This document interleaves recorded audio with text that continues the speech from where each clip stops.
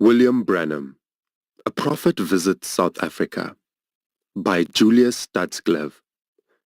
Preface. The writing of this book has a threefold purpose. First, David tells us in Psalm 105 that we should make known his deeds among the people. God did many great and wonderful deeds in South Africa through the ministry of the Branham Party. Oh, for words to express what he did in South Africa those last 3 months of 1951. But human ability, even at its best, could never fully portray the signs and wonders which God wrought in our midst. One writer, making a report of some of the meetings, said, "One would like to have supernatural words to express the supernatural ministry of the Lord among the people." As I write to you about what I saw God do in South Africa, I feel like the writer must have felt when he tried to describe the love of God and could only say, "Could we with ink the ocean fill, and were the skies of parchment made? Were every stalk on earth a quill, and every man a scribe by trade? To write the love of God above would drain the ocean dry, nor could the scroll contain the whole, though stretched from sky to sky." David had seen God work in the midst of his people, and as he meditated upon this, his every other expression was, "For his mercy endureth forever." Psalms 136. This forever included our day and age. Yes, his mercy endureth forever. It endureth for the most influential businessman in a thriving South African city. It endureth for the most insignificant native in a segregated African reservation. The first time that a supernatural voice spoke to Brother Branham, it came out of a whirlwind. This is the same way the Lord spoke to Job, that old patriarch of early ages, according to the 38th chapter. There are so many unusual similarities between the life and ministry of William Branham and that of the Old Testament prophets that there can be no doubt in any honest mind that he is a prophet of God, just as Elijah, Elisha, Isaiah, Jeremiah, and the rest of those who have been recognized as prophets of God. Knowing therefore that truly God did marvelous deeds in South Africa, proving again that his mercy endureth forever, and working through a prophet in our day, this is written to make known his deeds among the people. En route from Johannesburg to Klerksdorp, the Branham party traveled in 2 different cars. At one place, we stopped to take advantage of an unusual scenic view. As I stepped out of the car, Reverend A.J. Schoeman, chairman of the National Committee, came over and said that Brother Branham wished to speak to me. After exchanging a few remarks with the various ones there, Brother Branham turned to Brother Bosworth and myself. He told us that the angel of the Lord had told him that a report should be written pertaining to the meetings in South Africa, and that it was my responsibility to do this. Thus, in the second place, this report is written in accordance with the request of the angel of the Lord. The third purpose for which this book is written is that God might be able to speak to you through it. As you read some of the highlights of William Branham's early life and the gift that operates through him, may you too realize that he is a prophet of God. Therefore, the message that he brings is not from man, but from God, who forgiveth all thine iniquities, who healeth all thy diseases. Psalm 103, verse 3. As you read the typical service, may you take the truths to your own heart and claim the things for which God has paid the supreme price, the death of his only begotten Son. May the testimonies be a living example and an inspiration to you to believe God. God's universal laws established faith in him to be the most powerful force in all the world.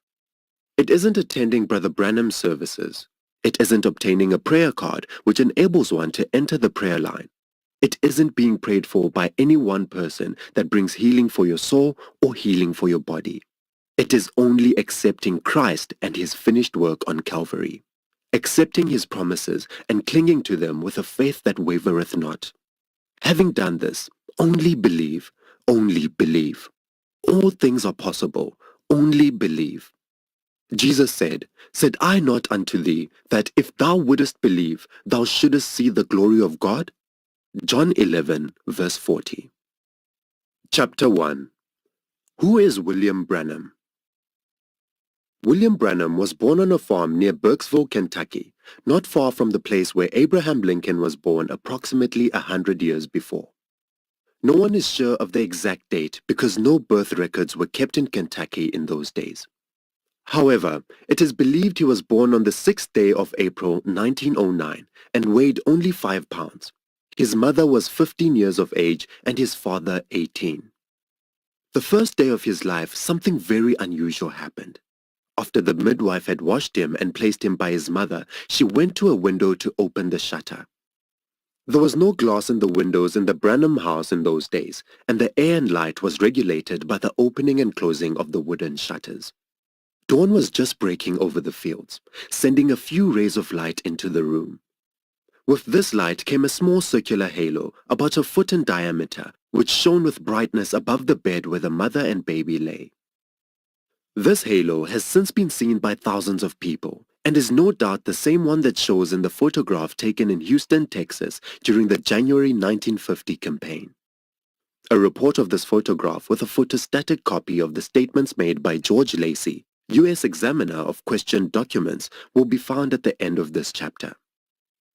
When the midwife and parents saw this halo, they began to cry.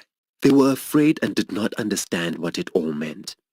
Not until many years later did those who knew about the halo understand that God had his hand on this man for a great ministry to the people of the world. Religion in any form was not taken into consideration in the Branham family. His grandfather had been a Catholic, but his mother and father apparently gave no thought to Christianity. But because of this unusual incident that happened at his birth, his mother took him to a neighborhood Baptist church. This was his first visit to the church and the last one for many years. In the early fall of 1909, Kentucky experienced one of its worst snowstorms. At this time, William Branham's father was away working in a lumber camp where he was stranded because of the severe storm. Soon the supply of food and fuel at their home began to run out. His mother would go outside and bring in anything she could find to burn in order to keep her child and herself from freezing to death. They never had much food on hand, and when their meager supply was gone, she could feel that her strength was leaving her. Help would have to come shortly if they were to live. Finally, she became so weak that she realized if she went outside for more wood, she might not be able to return. She took the baby and wrapped him the best she could and put him to bed, waiting for death to come and take them both. They would have died had it not been for a saintly old neighbor of theirs who became strangely concerned about the Branham household. Upon investigation, he found there was no smoke coming out of the chimney. Although the snow was deep, the elderly man made his way to the humble clapboard shinglet cabin and found that the door was locked from inside. He realized that there must be someone inside, and seeing no sign of heat in the cabin, he broke in. He was startled by what he saw when he entered. The mother was near death because of cold and starvation. He prayed that God would spare their lives and not permit this young mother and child to pass from the world this way. Quickly he gathered firewood and stayed there until he had a good blazing fire, which soon warmed the humble little two-room home. Next, he secured food for the mother and child, and soon they were on their way to recovery. Not long after this, the Branham family moved to Utica, Indiana, and the following year to a farm 5 miles out of Jeffersonville, Indiana, 2 miles from where he now lives. His early life was marked by tragedy, poverty, and misunderstanding. Some of the most vivid memories of William Branham's youth are pertaining to the poverty in which they were forced to live. His father worked for a wealthy farmer for 75 cents a day. He recalls seeing him come home with his shirt stuck on his sunburned back so that his mother had to take the scissors to cut it loose. Their humble home was a little two-room cabin with dirt floors and the kitchen sink out underneath the apple tree in the yard. The first time that God spoke audibly to William Branham was when he was about 7 years old. He had just enrolled in a rural school a few miles north of Jeffersonville, Indiana. He came home from school that afternoon and was intent on joining the rest of the boys in some fishing. But as young Branham was about to leave, his father called him and told him that he would have to carry water for his moonshine store. This, of course, was a disappointment to him because as a boy he was very fond of hunting and fishing. But he realized that since his father told him to carry water, he'd have to do as he was told. While carrying the water, he stopped to rest under an old poplar tree halfway between the house and the barn. Suddenly, he heard the sound of wind blowing in the leaves. He looked around and realized that it was a still, sunny, warm day.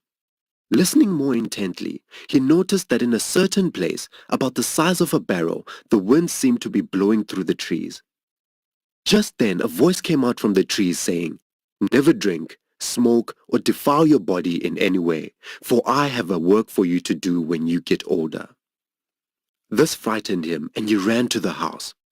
Crying, he fell into the arms of his mother, who thought he had been bitten by a snake.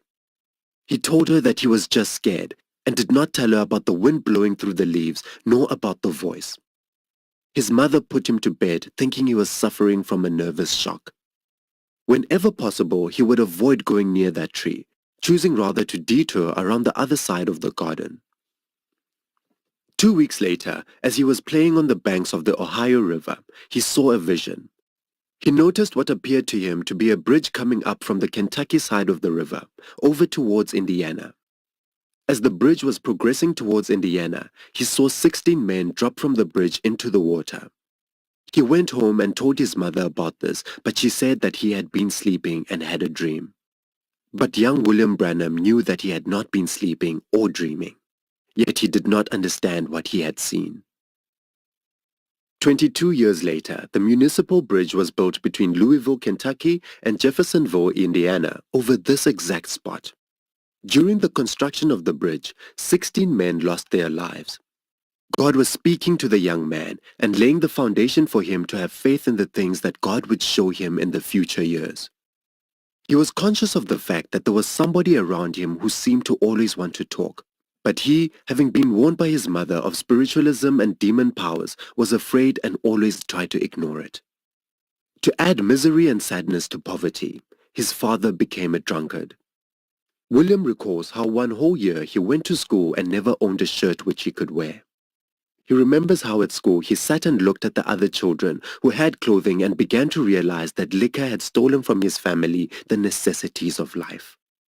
He read about Abraham Lincoln, who as a young man got off a boat down in New Orleans and saw white people auction off a large Negro, separating him from his family. His wife and child were there crying as the man was being sold as if he were a horse. Lincoln realized this was wrong and vowed that someday he would do something about it even at the price of his own life. In like manner, young William Branham sat there in school and thought of the poverty that his family was experiencing because of liquor. He said that this was wrong and he was going to do something about it someday, even at the cost of his life. He has not forgotten his vow, for even to this day he does and will continue to do everything he can to enlighten people as to the damaging effect of liquor and tobacco. William Branham tells about the time when his teacher, Mrs. Temple, asked him why he did not take his coat off in school. He couldn't tell her that he did not have a shirt, so he told her that he was chilly. She said, "All right then, go over and sit by the fire." Of course he had to do as she told him, so he went over and sat by the stove. There he was warmer than ever, and although the perspiration was running down his back, he still could not take his coat off. She could not understand it and asked if he wasn't warm yet, to which he replied, "No, ma'am." Finally, she concluded that he was getting the flu, so she sent him home. Although he did not mind going home from school, he could not help but cry. In order to hide the fact that he did not have a shirt like the other children, he had lied to his teacher by telling her he was cold. Finally, he did get a shirt made from an old dress one of his cousins had left at his house. He cut the skirt part off, but it still did not look much like a shirt. The other children laughed at him, saying he had a girl's dress on. Again he lied, saying, "No, I haven't. That's my Indian suit." But they didn't believe him, and he went home crying.